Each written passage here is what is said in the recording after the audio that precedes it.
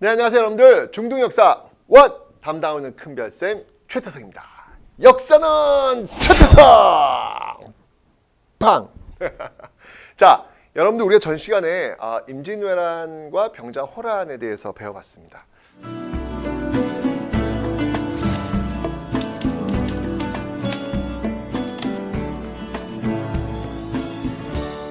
정말 이 조선사를 구분하는 분기점이었죠. 그럴 수밖에 없어요. 여러분, 전쟁이란 원래 그런 겁니다. 엄청난 변화를 가져올 수밖에 없다라는 것이죠. 조선사를 이렇게 잘랐을 때 1592년 임진왜란을 기점으로 조선 전기, 조선 후기 이렇게 나뉜다라고 설명드렸잖아요. 뿐만 아니라 이게 이제 외란뿐만 아니라 호란, 네, 호란도 하여튼 조선 전기와 후기를 나누는 데서 굉장히 중요한 분기점이 되었다라고 설명드렸죠. 이 임진왜란 같은 경우에는요, 크게 임진왜란과 정유재란으로 나뉠 수가 있겠습니다. 임진왜란 같은 경우에는 정말 파죽지세로 밀렸죠. 일본이 쭉쭉쭉쭉 밀고 올라오는 바람에 엄청나게 힘든 어떤 과정이었는데 결국은 활약했던 이순신의 한산대첩이라든지, 그죠? 한산대첩이라든지, 그 다음에 이제 그 행주대첩이라든지,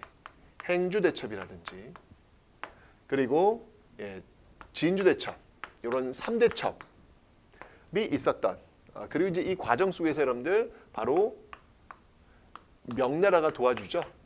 명나라가 평양성을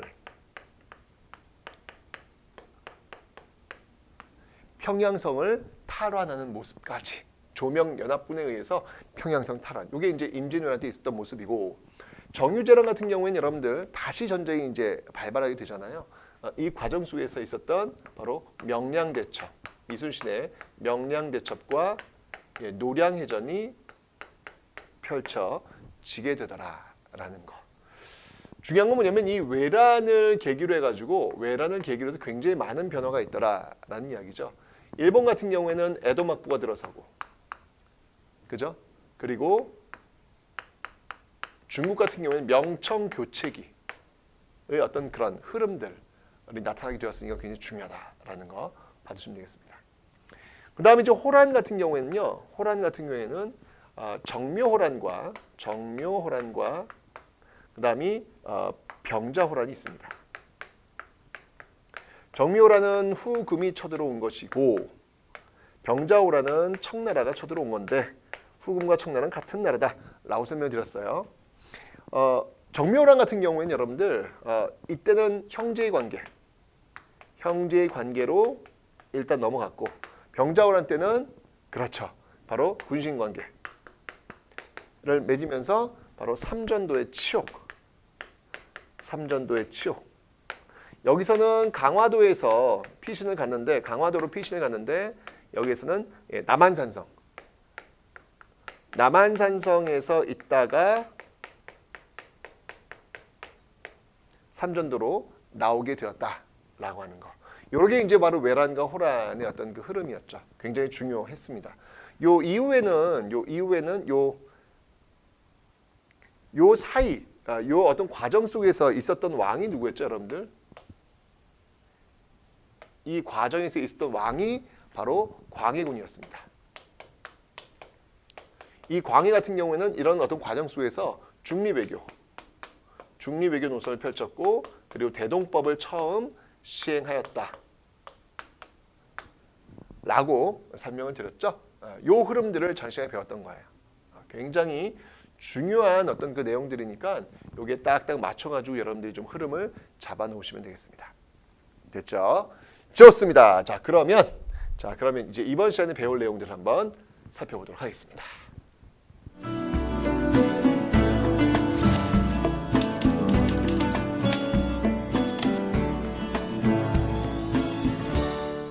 자, 이번 시간에 배울 내용은요, 이제 조선 후기예요, 여러분들. 양란 이후에, 자, 이제부터 우리 배울 부분은 뭐냐면, 자, 우리 지금 1592, 네, 조선 전기까지 배웠잖아. 15세기하고 16세기 훈구와 사림이 어떤 그 세력 배웠잖아요, 그죠? 자, 이제 전쟁 끝났고, 이제 이후에 이후에 어떤 변화가 있는지 조선 후기를 배우는 거예요. 이제 28강부터는 조선 후기입니다. 조선 후기 어떤 변화가 있는지 한번 그 내용들을 저와 함께 배워보도록 하겠습니다. 자, 조선 후기. 자, 먼저 여러분들 통치기구의 변화예요. 자, 먼저 배경. 외란과 호란 이후의 변화된 상황에 대응이 필요하더라. 자, 먼저 정치의 변화부터 한번 살펴보도록 하겠습니다. 먼저 비변사입니다. 비변사입니다. 비변사. 비변사 뜻이 뭘까요? 준비하는 데예요. 변방에 외적들이 많이 쳐들어오잖아. 그지? 그러니까 그런 변방을 준비하는 기구. 그러니까 고려시대 때 왜 여러분들 도병마사 있죠? 지도하는 거야. 병마사. 병마사가 바로 그 양계, 북방 지역에 있는 그 지방관들이잖아요. 그죠? 같은 의미라고 보시면 돼요. 도병마사 그리고 조선에는 비변사. 자, 외란 이전에는요. 외적의 침입에 대비하기 위한 임시기구였어요. 그런데 외란, 호란 이후 계속 전쟁이 터지다 보니까 구성원이 확대되었고 고위관리가 오면서 여기에서 모든 것들이 결정이 돼요. 그러니까 국가 권력이 집중되는 것이지. 이러면서 원래 여러분들 조선시대는 의정부와 육조 시스템이었잖아. 그런데 이제 여기서 결정되는 것보다 오히려 비변사에서 결정되고 행하는 것들이 더 빈번해지는 것이죠. 왜? 비변사에서 고위 관리들이 모여서 뭔가 급박하게 회의를 했고 그게 결정이 되었잖아요. 전쟁을 통해 가지고. 그러니까 이제 그럼 뭔지 비변사 해결하자 이런 식으로 나오는 거예요. 그래서 의정부와 육조의 권한이 약화되고요. 비변사의 기능이 강화되었다라는 내용을 여러분들이 꼭 기억해 두셔야 돼. 이거 완전 중요해. 이 비변사, 조선 후기 정치 구조에서 제일 중요한 키워드가 비변사야. 반드시 기억. 비변사 기능의 확대. 비변사가 양난을 거치면서 상설기구가 되는 거야. 그 전까지 임시기구였거든. 그런데 그러니까 아니지. 맨 처음에 임시기구였다가 상설기구가 되면서 임난을 거치면서 더욱더 강화되는 그런 모습들이 있거든. 너무 깊이 들어가지 말고 어쨌건 간에 양난을 거치면서 이 비변사가 굉장히 강화되었다. 조선 후기는 비변사야. 이게 나중에 여러분들 나중에 19세기 조선 말기죠. 그때 이제 세도 정치라는 걸 배워요 이제. 소수 가문들에 의해서 권력이 좌지우지되는 어떤 그런 시기가 있었거든. 그 세도 정치 때 그 세도 가문들이 권력을 장악했던 기구가 바로 비변사야. 그러니까 양난을 거치면서 이 비변사의 기능이 강화되었고 그게 쭉 이어졌다고 보시면 되는 거야. 그 쭉 이어지는 권력의 정점이 이 19세기 세도 정치가 되면은 세도 가문에 의해서 더욱더 강화되는 것이고. 오케이. 자, 이렇게 여러분들이 정리해 놓으시면 되겠습니다. 비변사 완전 중요해. 조선 후기 양난 이후에 비변사의 권력이 강화되었어. 여기서 모든 것들이 결정되었거든요. 자, 그리고 통치기구의 변화입니다. 중앙은요. 이 오위라고 하는 건 여러분들 오위라고 하는 거는 조선 전기의 중앙군이에요. 조선 전기의 중앙군이야. 자, 그런데 양난을 거치면서 여러분들 이게 5군영으로 재편이 돼요. 5라고 하는 건 여러분 제가 뭐라 그랬어? 5라고 하는 것은 1, 2, 3, 4, 5 이런 시스템, 동서남북 중앙 이런 시스템이 이제 5자라는 숫자가 거기서 나오는 거거든. 자, 그런데 이 5위 시스템이 5군영 시스템으로 바뀝니다. 그 5군영 중에 하나가 뭐냐면 이제 5군영이 뭐냐면 바로 훈련도감, 어영청, 총용청, 수어청, 금유영 이런 것들인데 그래서 하나, 둘, 셋, 넷, 다섯 해서 5군영이라고 하는 건데 다른 건 뭐 그냥 뭐 한번 읽어보시고요. 제일 중요한 게 뭐냐면 이 훈련도감이라는 거예요. 훈련도감. 자, 이 훈련도감은 정말 여러분들 시험에 꼭 나온다고 보시면 됩니다. 훈련도감은 그 임진왜란 여러분들 왜 그 임진왜란 벌어졌고 휴전기 그 다음이 정유재란 벌어진다 그랬잖아요. 그죠? 요 휴전기 가운데에서 만들어진 게 훈련도감이야. 이때. 이게 왜 만들어졌냐면 임진왜란 때 여러분들 조선이 엄청나게 타격을 받잖아요. 그 타격을 받은 무기가 뭐였지? 그렇지. 내가 액션까지 취하고 있잖아 지금. 조총이었잖아. 그럼 우리도 조총부대를 만들어야 되겠다라고 해서 조총부대를 집어넣은 게 훈련도감이에요. 그래서 여기 있잖아요. 포수 이게 조총이에요. 조총. 포수, 사수 이건 활 쏘는 거예요. 그다음에 살수, 이건 창.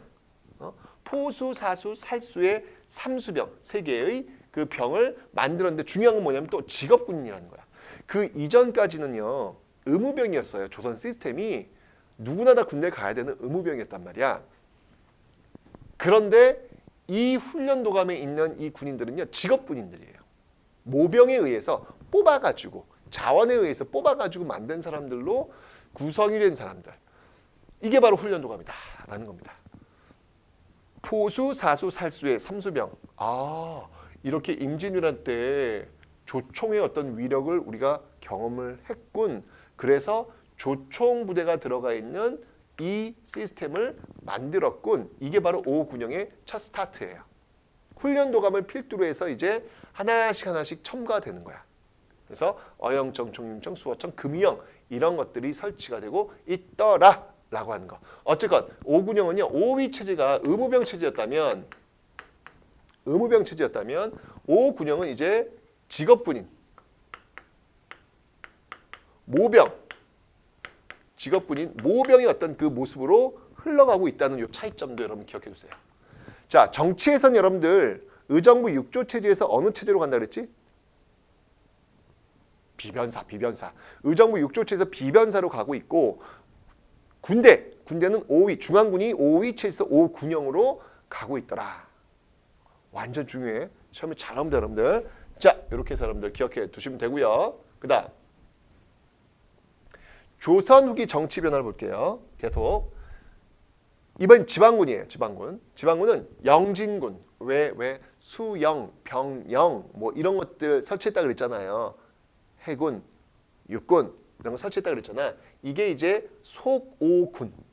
속오군이 뭐냐면 전쟁을 하다 보니까 이 사람이 없는 거야. 안 되겠어. 원래 양반들은 여러분들 군대 면제라 그랬잖아. 군대 면제인데 안 되겠어. 도저히 안 되겠어. 그 지역을 지켜내기 위해서는 군인들이 필요해. 그래서 그 군인들을 막 싹싹 긁어 모은 거예요. 양반부터 천민까지 모두 포함한 예비군 성격의 군대를 만드는데 이게 바로 속오군이야. 이게 지방군이야. 왜 조선 전기에 여러분 잡새군 기억나? 잡새군. 뭐 향리부터 노비에 이르기까지 이렇게 잡새군을 형성해서 그 예비군 성격을 구축하고 있다. 라고 조선 전기 잡새군을 제가 설명했어요. 그런데 조선 후기가 되면요. 지방에 속오군이 등장을 해. 속오군. 이게 지금 예비군적 성격인데 여기는 여러분들 예비군은 아니야. 이게 예비군은 아니고 예비군적 성격을 가지고 있는 그런 어떤 향촌 자치부대라고 보시면 돼요. 정규군은 아니라는 거야. 정규군은. 그러니까 이거는 지금 이렇게 보자. 좋아. 예비군이라고 보는데 이 잡새군은 정규군이라고 볼 수는 없어. 정규군은 중앙에는 5위, 지방에는 영진군. 이게 정규군이야. 그런데 향토 예비군적 성격의 잡새군을 만들었다면 조선 전기는. 근데 조선 후기는 사람이 모자르니까 아예 이런 예비군적 성격이 있는 그 부대를 그냥 때려 넣는 거예요. 지방군에. 이게 바로 속오군이야. 자, 다시 한번 정리할게. 너무 중요해. 자, 5위를 조선 후기 오면 5군영으로 바꾸지. 기억해 두고 중앙군이야. 그 다음에 지방군은 영진군을 속오군으로 개편해. 이 속오군이라고 하는 것은 조선 전기 잡새군의 성격을 계승한 그런 정규군이다 라고 보시면 되는 거예요. 요게 이제 조선 전기, 요게 이제 조선 후기. 그래서 요 구분을 여러분들이 꼭 해놓으셔야 돼요. 중앙군 주로 이제 그 왕의 어떤 친위 부대 그런 역할을 하겠죠. 지방군은 향토, 지방을 지키는, 국경을 지키는 어떤 그런 역할들. 그리고 향토 예비군이 있잖아. 지금하고 똑같잖아. 그 이름이 좀 이게 명칭이 지금하고 좀 다를 뿐이에요. 이런 식으로 군대 체제가 돌아가고 있더라. 시험이 정말 잘 나온다, 여러분들. 꼭 기억하셔야 돼요. 다시 한번 또 조선 전기는 의정부 6조 체제인데 조선 후기는 비변사 체제라는 거. 이런 어떤 흐름들을 꼭 기억하셔야 돼요. 전쟁이라는 게 이런 흐름이 있었구나. 전쟁이라는 것들이 이렇게 큰 변화를 줬구나. 라는 것을 여러분들이 잊지 않으시면 되겠습니다. 됐죠? 좋습니다. 자, 조세제도의 개편도 한번 살펴보도록 하겠습니다. 조세제도의 개편. 자, 먼저 배경. 전란으로 인한 그 인구 감소와 국토의 황폐와 국가 재정의 부족 속에서요. 바로 민생 안정과 국가 재정 확충을 위해 조세 제도를 개편합니다. 자, 농민들의 의무, 3대 의무, 전세 또는 뭐 조세라고 해도 돼요. 상관없어. 이게 조세라는 의미가 광의의 개념도 있고 협의의 개념도 있어요. 그 다음에 공납, 그 다음에 역, 이렇게 있어. 전세, 공납, 역이 있어요. 자, 먼저 영정법이라는 게 있습니다. 자, 무슨 말이냐면 잘 보세요. 영정법이라고 하는 건 영원히 정하는 법이지. 영원히 정하는 법이야. 무슨 말이냐면 원래 조선 전기는 여러분들 공법이 있었어요. 기억나? 왜 과전법에서 공법으로 바뀌었다 그랬잖아. 어렵지? 이게 세금 문제라서. 세금은 선생님도 어려워. 요즘 세금. 과거 세금은 요즘 세금. 요즘 선생님이 이게 세금 낼 때만 되면 머리가 아파. 솔직히 뭔 소리인지 하나도 모르겠어. 분명히 글씨는 한글인데 이해는 안 되는 한글들로 이게 조합이 있어가지고 막 5월달에 종합소득세 낼 때는 너무 머리가 아파. 어떻게 내는지 잘 모르겠어. 그러니까 결국 이제 세무사한테 막 세무사님한테 막 부탁드리고 막 그러는데 어쨌건 이건 조선의 세법이에요. 과전법이 있었어. 과전법. 다 복습 한번 해보면 과전법은 쉽게 얘기하면 이건 농민들이 내는 세금과 관련된 건데 과전법은 뭐 1결당 30두를 내는 거야. 1결이라고 하는 거는 이건 달라. 이거는 어떤 그 딱 정해져 있지 않아. 근데 대충 이렇게 봅시다. 여러분 학교 운동장 있죠? 학교 운동장을 1결이라고 한번 생각해 봅시다. 1결 그 다음에 30두 이게 이제 쌀을 내는 거야. 30두를 내는 거야. 12두가 뭐 대략 한 가마쯤 되니까 한 2가마 반, 쌀 한 2가마 반 정도 낸다. 80kg를 봤을 때 2가마 반에서 한 3가마 정도, 한 3가마 정도. 1결당 30두만 쌀 한 3가마 낸다고 보면 돼. 쌀 3가마 내는 거야. 근데 공법이 되면서 이 공법이 세종돼 있거든.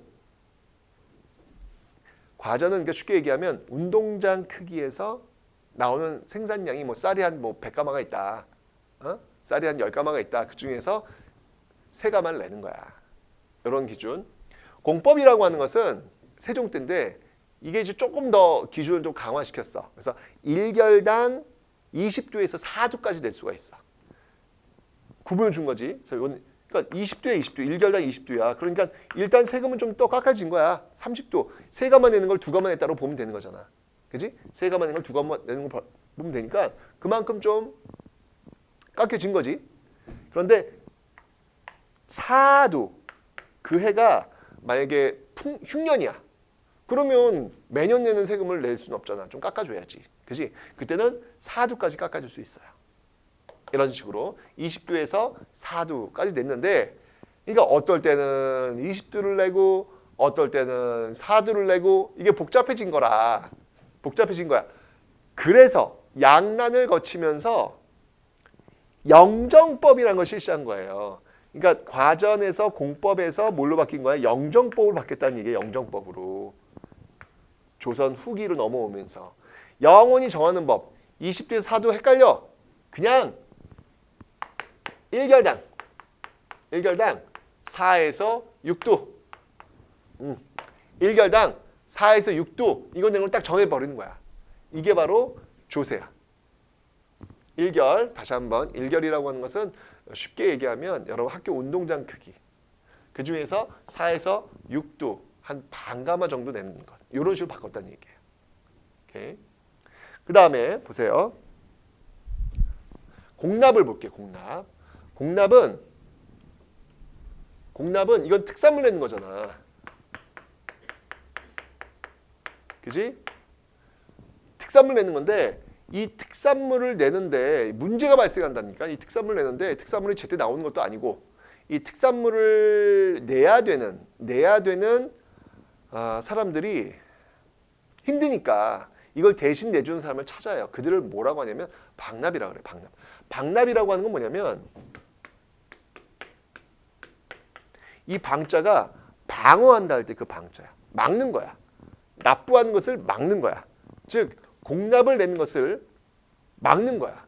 왜? 이 사람들이 대신 내주니까. 누구한테? 바로 지방 사또한테. 이런 루트를 거치도록. 원래 공납을 낼 때는 수령한테 다이렉트 낼 수 있어야 되잖아요. 그죠? 그런데 이 수령이 안 받아.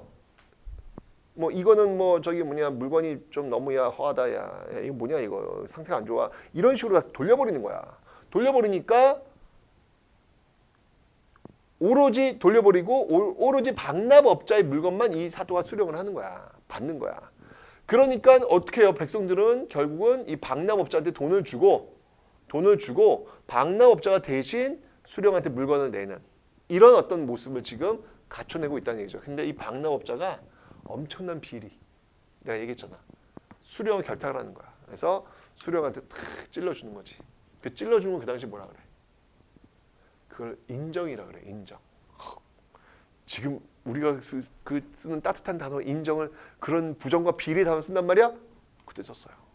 사또 이것이 인정입니다. 하고 인정. 그렇지. 사람 사이에 또 인정이 있어야지. 이런 식으로 착복을 했다는 얘기지. 이러니 농민들만 죽어나는 거잖아요. 그죠? 그래서 이런 문제점들 해결하자. 이 특산물 내는 거 이거 해결하자. 라고 해가지고 만든 게 바로 쌀로 내도록 하는 거죠. 방납의 폐단을 막기 위해 집집마다 부과하던 공납을 토지에 부과합니다. 대동법을 실시하는데요. 자, 이 대동법은 뭐냐면요. 1결당 12두를 내도록 하는 거예요. 1결당 12두를 내도록 하는 거예요. 그러니까 운동장 사이즈에서 쌀 한 가마 정도를 내도록 하고 있더라라는 이야기죠. 이게 왜 중요하냐면 보세요, 여러분들. 원래 이 공납은요 집집마다 부과하던 거였어요. 집집마다. 그런데 지금 1결당 12두잖아. 토지에 부과하고 있잖아. 바로 집집마다 해서 토지로 부과. 이거 완전 중요해. 이 개념. 집집마다 해서 토지로 부과한다는 거 완전 중요해. 왜냐면 여러분 보세요. 당신이 만약에 땅 없어. 그럼 어떻게 하는 거야? 땅이 없어도 당신은 특산물을 갖다 바쳐야 돼요. 공납이야, 공납. 공납이니까 이건 의무야, 의무. 그런데 땅이 없어. 대동법이 실시되면 어떻게 될까? 땅이 없어. 그러면 낼 필요가 없는 거예요. 당신이 땅이 많어. 근데 공납일 때는 땅이 많건 땅이 적건 간에 그냥 나한테 할당된 것만 내면 돼. 딱 집집마다 할당을 해주거든. 나눠서 n분의 1을 나눠서 주거든. 그런데 대동법이 시행되면 어떻게 되는 거예요? 내 땅이 많은데 1결당 12두인데 나 100개월 있는데 그럼 어떻게 되는 거예요? 1200두를 내야 되는 거야. 어마어마한 거죠, 여러분들. 세금이 막 이거야말로 세금 폭탄이 되는 거야. 세금 폭탄. 그러니까 뭐예요, 여러분들? 대동법이라고 하는 건 여러분들 많이 가진 사람들에게는 세금 폭탄, 적게 가진 사람들한테는 좀 숨을 쉴 수 있는, 세금을 안 내거나 적게 낼 수 있잖아요. 그런 제도가 바로 대동법이에요. 그러니 이 대동법이 여러분 전국으로 시행되는데 몇 년 걸린지 아세요? 100년 걸립니다. 100년 걸려요. 왜요? 양반들이 이거를 가만두질 않는 거예요. 법을 만드는 사람들이 그 당시 양반들이었잖아. 그죠? 이 시행에 대해서 결코 찬성하지 않습니다. 그러니까 저항하는 거예요. 아마 광해군이 여러분들 그 영창대군을 증살시키고 임목대비를 폐위시켰다는 도덕적 명분 때문에 결국 폐위되었잖아요. 그런데 여러분 그런 사례는 왕조체제에서 많이 있습니다. 여러분들 많이 있어요. 근데 제가 볼 때는 그런 도덕적 명분을 내세워서 바로 이 대동법을 처음 시행하려고 했던 광해군, 그리고 중립 외교를 시행하려고 했던 이 광해군을 찍어낸 건 아니었을까라는 생각도 한번 해봅니다. 항상 여러분들 경제적 이유가 중요하거든요. 기억하세요, 여러분들. 대동법 1결당 12두입니다. 집집마다 해서 토지에 부과하고 있다. 그 다음에 이제 군역이에요. 역은 뭐냐면 역은 여러분들 뭐예요? 노동력을 제공하는 거잖아. 노동력, 그지? 노동력을 제공하는 건데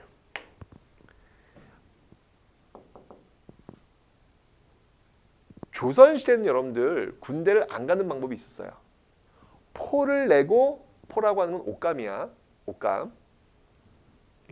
옷을 지을 수 있는 그 옷감을 얘기하는 건데 그 포를 내고 군대를 안 갈 수가 있었어요. 지금은 상상도 하면 안 되지. 지금 그럴 수가 없어요. 남성이라면 무조건 가야 합니다. 네. 그리고 갔다 와야 또 대접을 받더라고요. 군대 안 갔다 오면 이상하게 그냥 이상하게 자꾸 이렇게 뭔가 이렇게 자꾸 이렇게 이상한 시선을 보는 사람들이 많어. 갔다 와야지 그래도. 갈 수 있다면. 근데 이 균역법이라고 하는 건 뭐냐면요. 그러니까 포를 내고 군대를 빠지면 되는데 문제는 뭐냐면 이게 또 포를 내는데 또 이 지방 사또가 또 힘으로 또 더 많이 거두려고 한단 말이에요. 그래서 참 힘들었는데 이걸 아예 그냥 딱 영조 때예요, 이거. 1년에 2필이던 군포를 한 필로 깎아줘요. 이거 엄청난 할인입니다. 50% 할인이 50% 할인. 엄청난 거잖아. 이게 바로 1년 한 필로.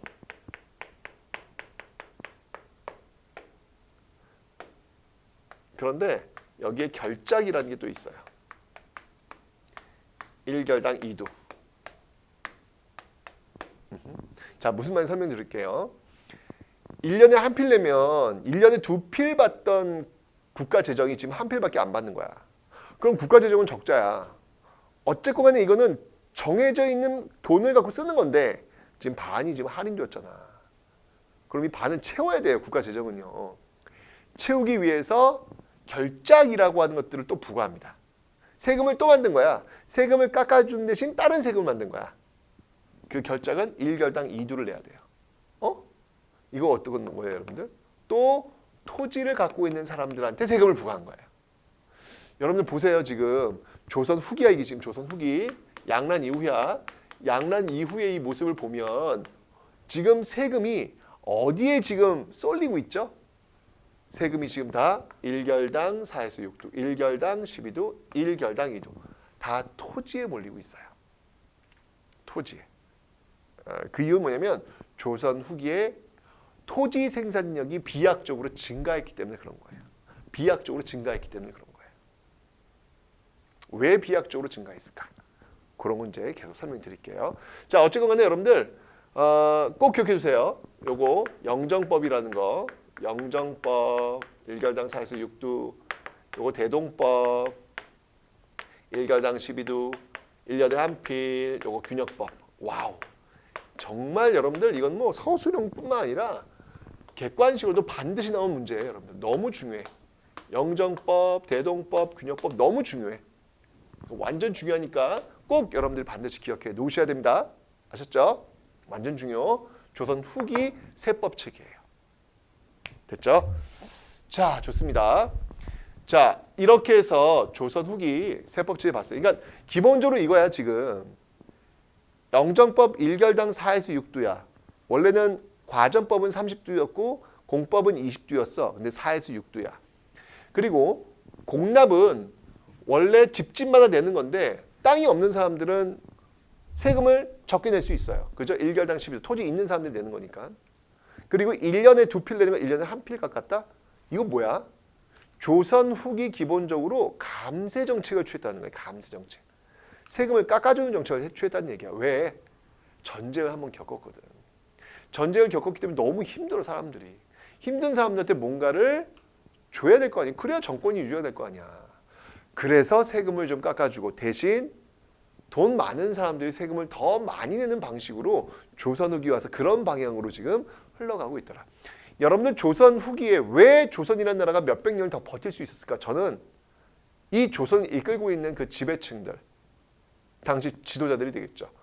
지도자들이 양보를 했기 때문이다. 그런 시스템을 만들었기 때문이다. 그래 몇백 년이 간 이유가 그런 게 아닐까라는 생각도 해봅니다. 어쨌건 조선은 여러분들 영정법, 대동법, 균형법 보면 알겠지만 감세 정책, 그 감세 정책의 모습으로 나가고 있더라라는 것을 봐두시면 되겠습니다. 자, 붕당 정책의 전개를 한번 보죠. 선조, 붕당. 이건 배웠죠, 여러분들? 예. 훈구 세력들이 15세기를 이끌었다면 바로 16세기인 사림들이 이끌었는데 사림의 쪽수가 많다 보니까 이 사림들이 결국은 바로 붕당을 형성해서 동인당, 서인당으로 나뉘더라. 이거 했어요, 여러분들. 그죠? 동인이 남인과 북인으로 또 분당을 합니다.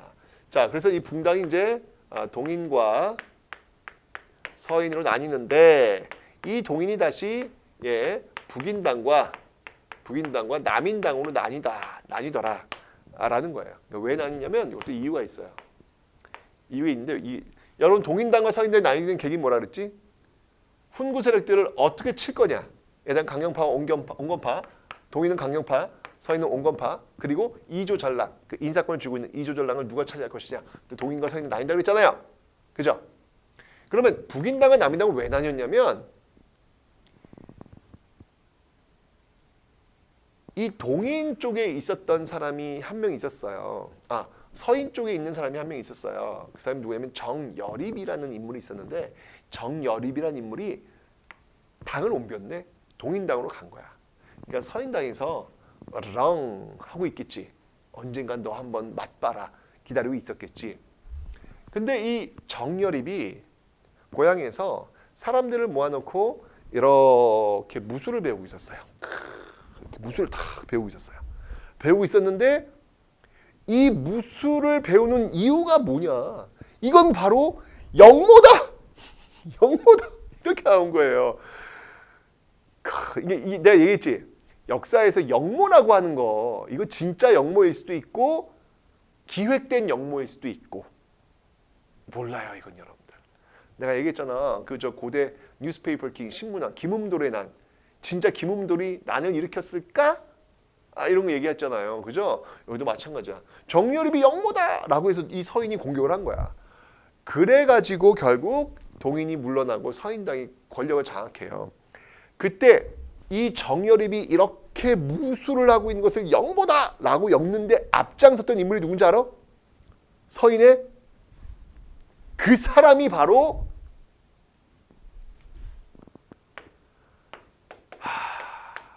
정철이에요. 정철. 삼위인곡, 송미인곡 그 엄청난 문학가 정철. 이 정철이 여러분들 이 동인들을 몰아내는데 정말 손에 피를 철철 물집니다. 이거 기축옥사라고 하는데요. 어마어마하게 많은 사람들이 죽어나가요. 그 앞에 이 훈구와 사림의 그 대립 속에서 훈구와 사림을 공격했던 사화 있잖아. 그 사화 4번 크게 있었잖아. 무갑기열. 그죠? 그 무갑기열에 총 희생된 그 선비들보다 더 많은 사람을 더 죽여요. 이 한 건으로. 몇 년에 걸쳐서. 정철 무서운 사람이에요, 여러분들. 그 엄청난 문학가 정철이 저런 모습을 보일 줄이랴. 아마 여러분 깜짝 놀라실 겁니다.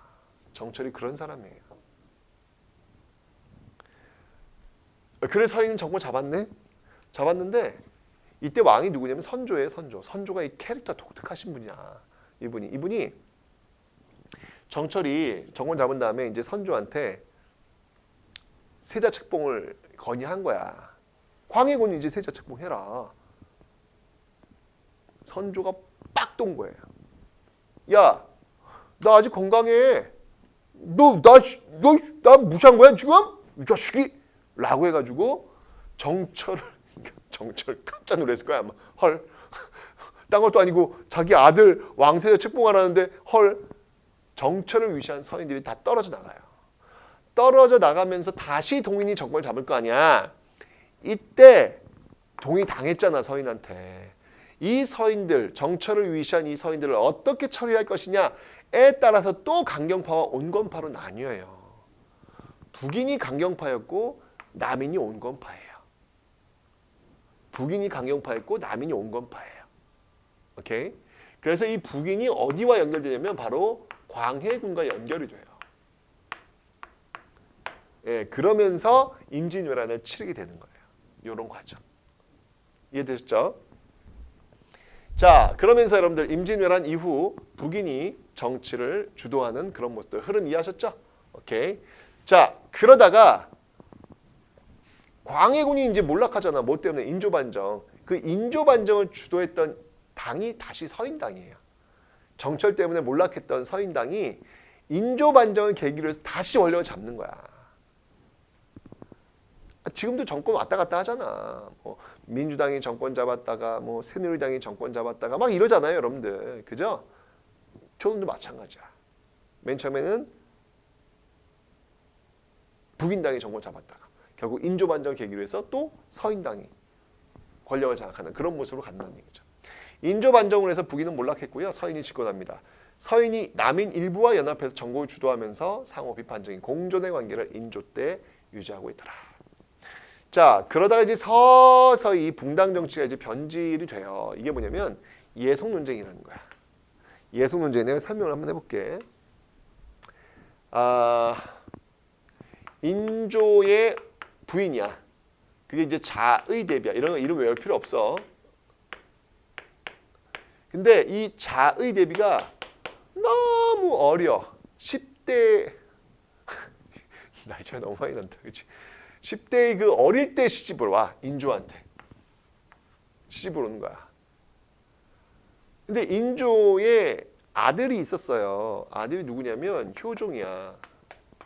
당연히 효종은 이 자의대비의 직접적 아들은 아니지만 어쨌건 인조와 자의대비가 결혼했기 때문에 효종의 어머니가 되겠지. 계모가 되는 거야. 그런데 중요한 건 뭐냐면 자의대비가 너무 어려. 어려서 효종이 나이가 훨씬 더 많어. 엄마보다 아들이 더 나이가 많어. 이런 형국이 된 거야. 그러다 보니까 효종이 먼저 죽어. 자의대비보다 효종이 먼저 죽어. 자, 이때 아들이 죽었을 때 그 엄마는 상복을 몇 년 입어야 되느냐 갖고 논쟁을 펼치는 거예요. 이게 바로 예송이라는 거야. 예법과 관련된 그런 논쟁이란 얘기야. 근데 중요한 건 뭐냐면 효종은 첫째 아들이 아니야. 효종은 여러분들 첫째 아들은 소현세자라 그래가지고 인조가 싫어해요. 첫째를 싫어해 또. 왜냐면 그 인조가 왜 남한산성 나와가지고 삼전도에서 굴욕적인 항복을 하잖아요. 그잖아.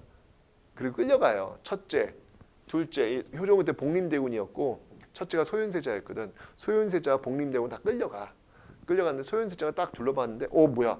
청나라한테 배울 게 많은 거야. 우리가 지금 이렇게 당한 거는 이런 것들을 빨리 받아들이지 않았기 때문이다라고 해서 선진 문물 같은 건 다 긁어가지고 와요. 우리나라에 귀국을 해요. 그래서 아버지 인조한테 보여주는 거야. 아버지, 청나라가 그렇게 미개한 나라 아니더군요. 이런 것들이 있습니다라고 보여주는데 인조가 빡 열받은 거예요. 이 자식이 지금 아버지 지금 저기 삼전도에서 이 머리 피나도록 이게 항복했는데 이 자식이 지금 갔다 와가지고 어디서 이런 쓰레기 같은 물건을 가져와가지고 해가지고 이 벼루 있잖아요. 벼루를 이 소현한테 팍 던져버려요. 이 자식이! 라는 그런 썰이 있어요. 어쨌건 그때부터 이 소현세자가 충격을 받았나 봐.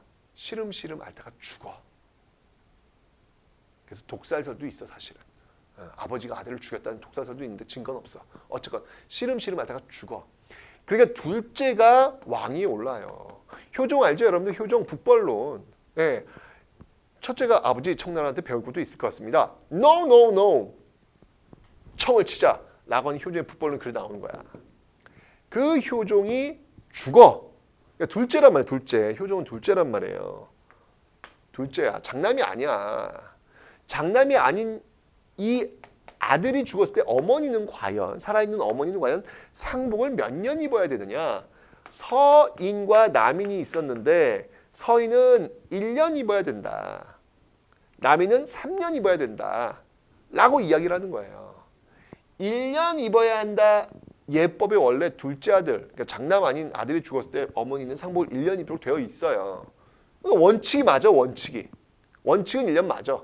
서인이 주장한 대로. 근데 남인은 뭐냐면 원칙은 1년 맞는데 효종은 왕이야. 왕. 킹이야. 킹. 이거를 어디 사대부 가문의 그런 예법을 따져가지고 그 원칙을 따지려고 그래. 말도 안 되지. 왕인데 그건 아닌 것 같아.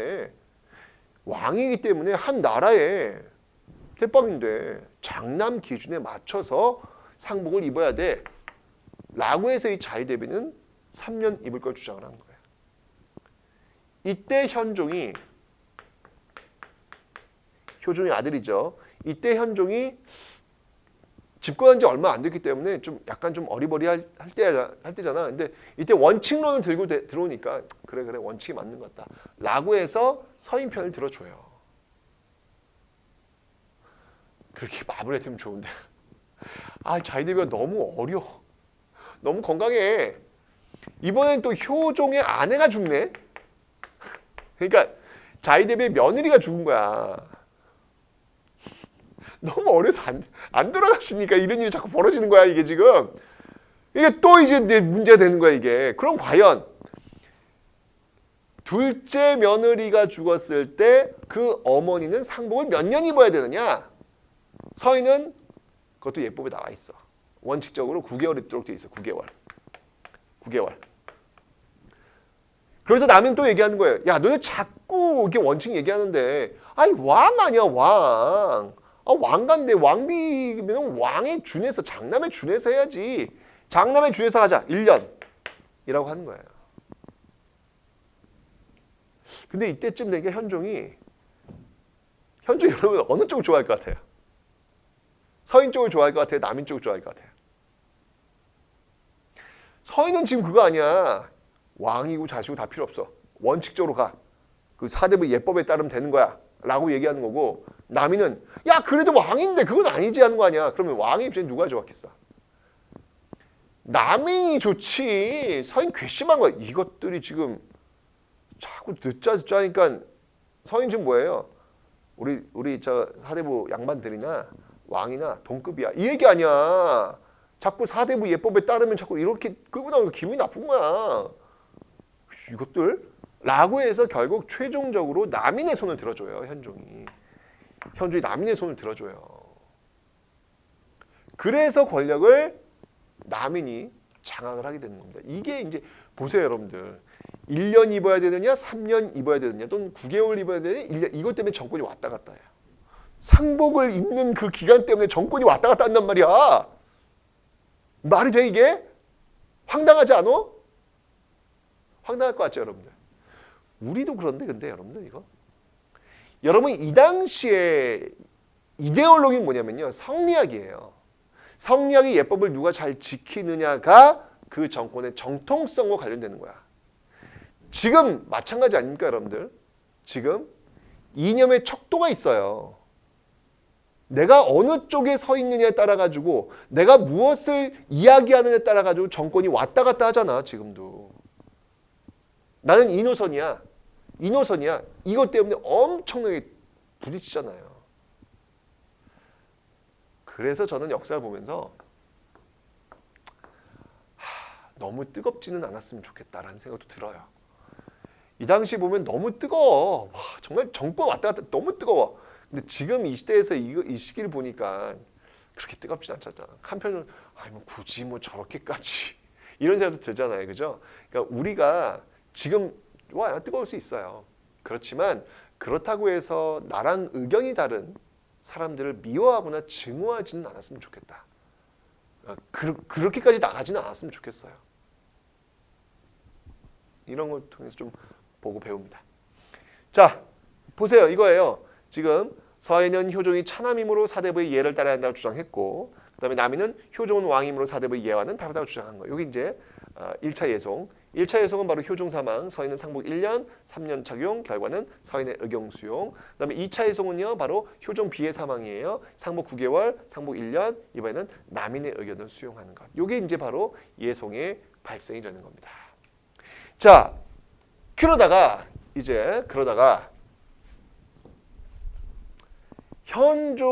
사실은 현종 시대는 그냥 이 예송 논쟁이 전부라고 보시면 돼요.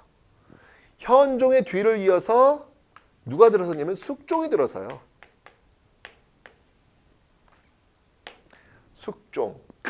숙종하면 여러분 떠오르는 이미지가 뭐야? 장희빈이요. 여자 좋아해요. 여자 좋아했어요. 네, 맞습니다. 근데 여러분들 숙종을 그런 식으로만 접근하시면 안 돼요. 숙종은요, 조선 역사상 가장 강력한 왕권을 소유했던 왕 중에 한 명입니다. 가장 강력한 왕권의 소유자가 있다면 누가 있을까? 태종 이방원이 있겠고, 세조 있겠고, 그리고 별로 눈에 안 띄죠. 숙종이 있습니다. 숙종이 있습니다.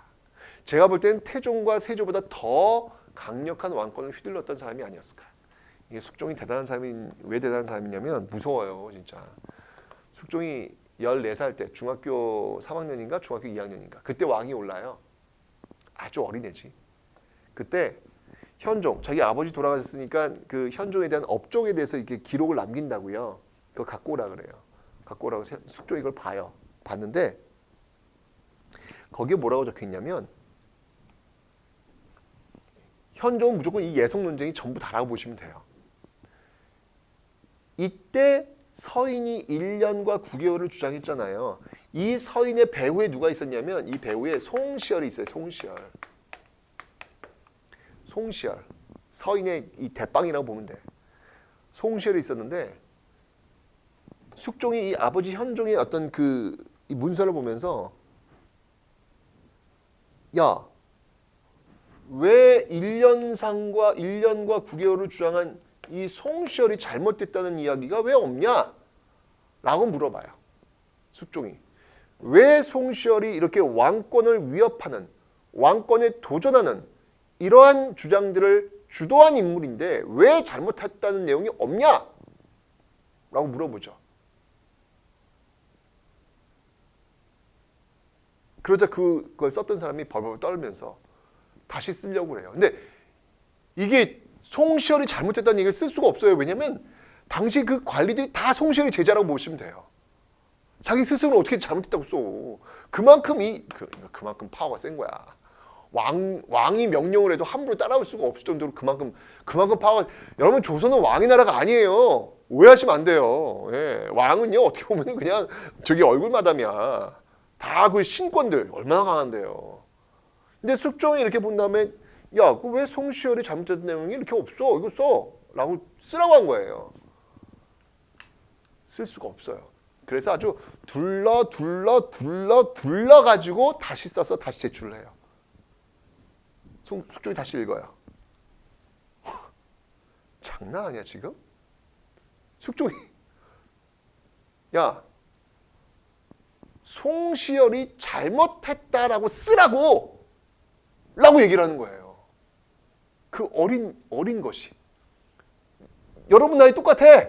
중학생이 송시열 당시 정치권의 실세야. 함부로 건드릴 수 없을 정도로 엄청난 사람이야. 중학생이 송시열이 잘못했다고 쓰란 말이다 라고 이야기를 합니다. 명령합니다. 그때 그 주변이요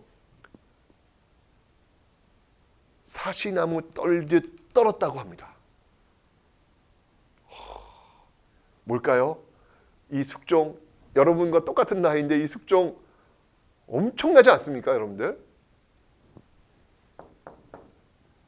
결국은 나중에 숙종이 송시열에게 사약까지 때립니다. 역시 이게 질풍노도의 중학생들이라서 그런가? 무서워. 숙종은 너무 무서워. 대단한 사람이에요.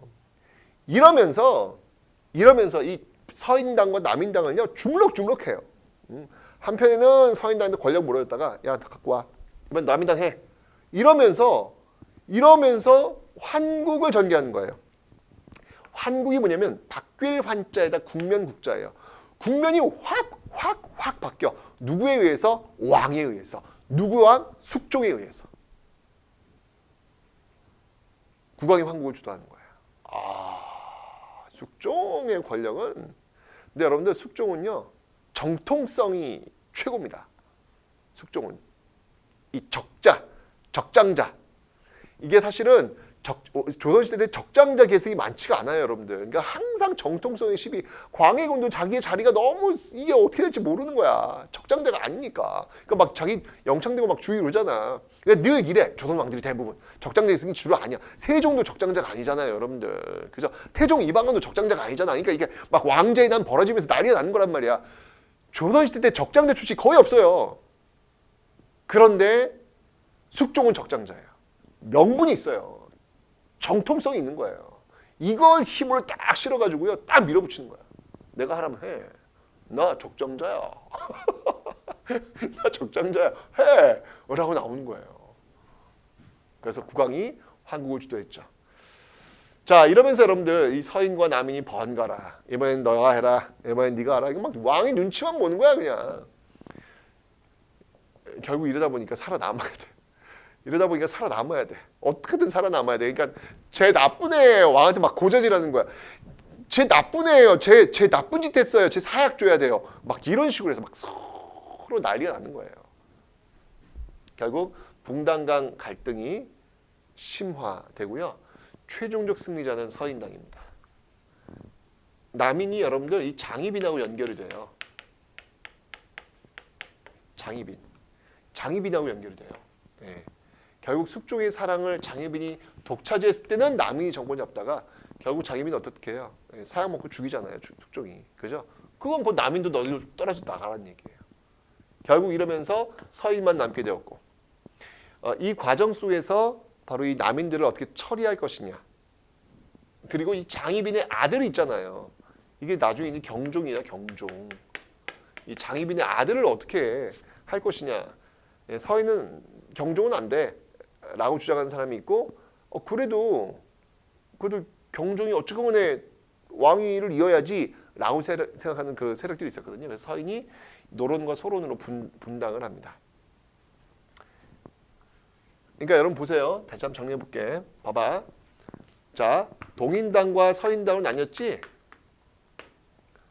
그죠? 자, 동인당은 다시 북인당하고 남인당으로 나뉘어. 이게 정열의 모반 사건 정철 때문에 나뉜다고 제가 설명드렸잖아요. 그죠? 자, 그러다가 북인당은 이제 광해군과 연결되면서 결국 서인당 주도했던 인조 반정에 의해서 남인도 여기 합류해. 그래서 결국 끝나는 거야. 북인은 여기서 끝나는 거야. 떨어져 나갔어. 그리고 이 남인당과 서인당이 예속 논쟁을 통해서 같이 공존을 해. 쭉 와. 쭉 오다가 결국 환국 정쟁을 거치면서 남인당은 또 소멸되는 거야. 떨어져 나간 거야. 이제 남은 건 뭐밖에 없어? 서인밖에 없는 거야. 서인밖에 없는데 이제 장희빈의 아들 경종. 이 경종을 지지했던 소론과 장희빈의 아들은 안 돼. 라고 해서 숙종의 또 다른 아들이 있어요. 그게 누구냐면 나중에 영조야, 영조. 영조를 지지했던 노론으로 나뉘는 거예요. 이런 어떤 흐름 이해하시죠, 여러분들? 이렇게 흘러가고 있는데 어쨌건 집권 세력은 노론이에요. 왜냐하면 영조가 정권 장악하잖아요. 결국은 경종의 뒤를 이어서 영조가 왕이 오르거든요. 결국 노론이 정권을 장악하게 됩니다. 자, 어쨌건 이제 이런 흐름들을 여러분들이 이제 보셨어요. 이렇게 이해를 하시면 되는 거예요. 하여튼 이 정치라는 게 이게 무시없습니다, 여러분. 무시없습니다. 특히 숙종 파워 장난 아니에요. 결국 남인 몰락하고의 노론이 전국 주도하면서 일당 전제와 한 당에 다 권력을 몰아주는 현상이 벌어지니까 이런 것들이 벌어지고 있더라라는 거 기억하시면 되겠습니다. 됐죠, 여러분들? 자, 그럼 이제 지금부터 별채우기 한번 또 봐야 되겠죠. 자, 어떤 별채우기 있는지. 자, 지금부터 별채우기 출발합니다.